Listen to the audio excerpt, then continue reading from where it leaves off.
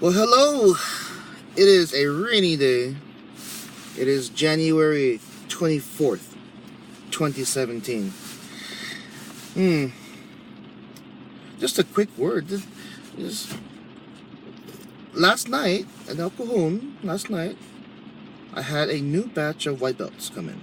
So new students. And the class is going well. I get the usual faces, like there are some faces of kids who are amazed of what's happening in front of them, of how I'm running the class. And then I get the students who would just, like, the other end of the spectrum, just run away and cry. But yesterday was a first. So I complete the whole class. The whole class is done. And I do like a semi-open question and answer. You have any questions? If they raise their hand politely, I'll acknowledge them and say, okay, go ahead, what do you have to say? And there was a little guy, eyeglasses, and he's saying, he just had to say, this is not what I signed on for. And I was about to go into my head and start thinking about of a proper response.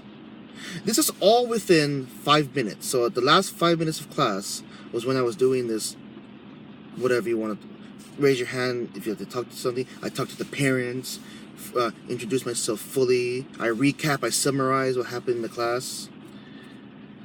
And the first words out of my mouth, because I decided right away, boom, not to go into my head. So the first words out of my mouth was, I'm the wrong person to talk to. And you'd think it was, you would think it's done by then, right? Maybe he would get the point, talk to your mom and dad. Talk to the one who brought you here.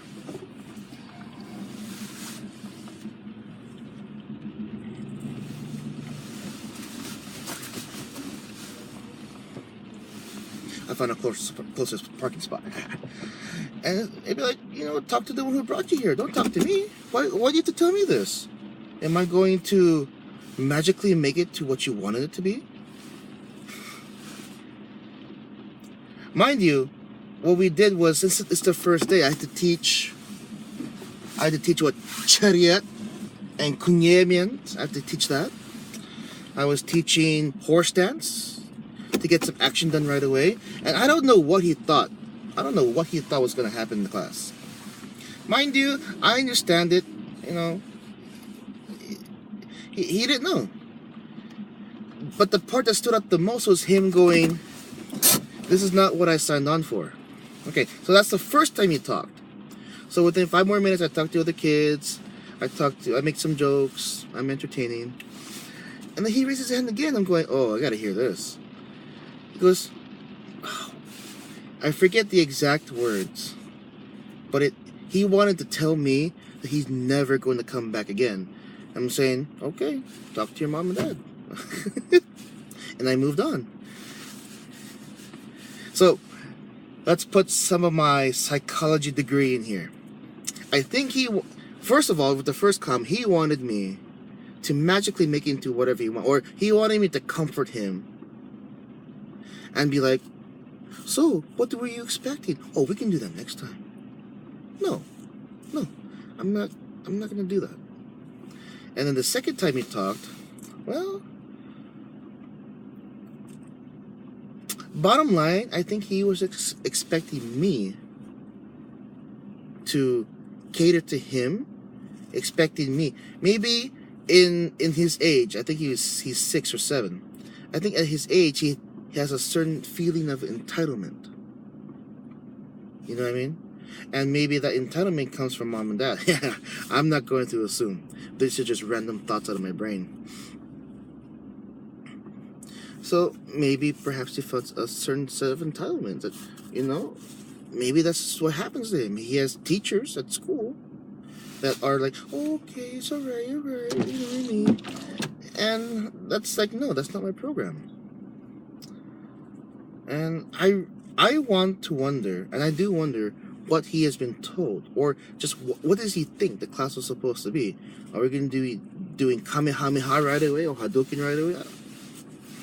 I haven't come across a student like that in a long time. So that's why it's like amazing to me. It's like, okay, I don't expect to see him next Monday, next time for class. But if I do, oh, that's going to be interesting. What else is going to come out of his mouth? 10 years ago, sure, I would have been hard pressed to keep him, because I wanted to be the best instructor. And how did my boss measure success? How many students do you have? And even to this day, he still does that. It's just, I'm so amazed by it. I've never had that kind of student in a long time. Now, what was the first one? I've been doing this for over 15 years. Yeah. I started in the year I started martial arts again in 1998, but I became an assistant in the year 2000. No. 99, I became an assistant. And then I signed on to teach my first class in the year 2001. I had that class all to myself. All to myself.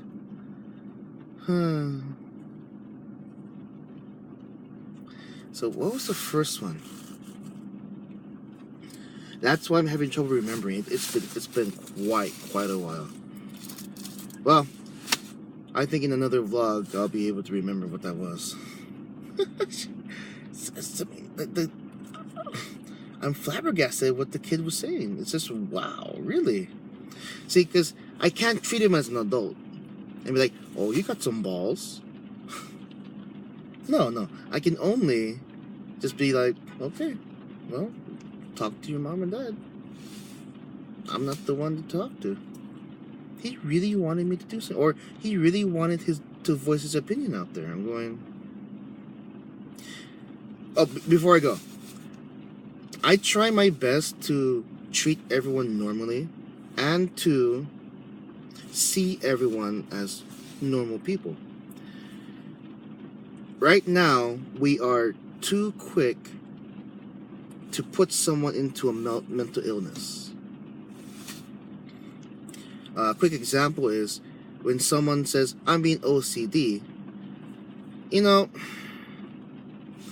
I gave up trying to correct everyone. But in my head, here's what I'm thinking. Yes, you are obsessive compulsive, but it's not a disorder. A disorder is when it interferes with normal life. For example, someone gets traumatized because they did not turn off the light switch before they left. And they may have gotten into massive trouble by their parents when they were young. So they got traumatized.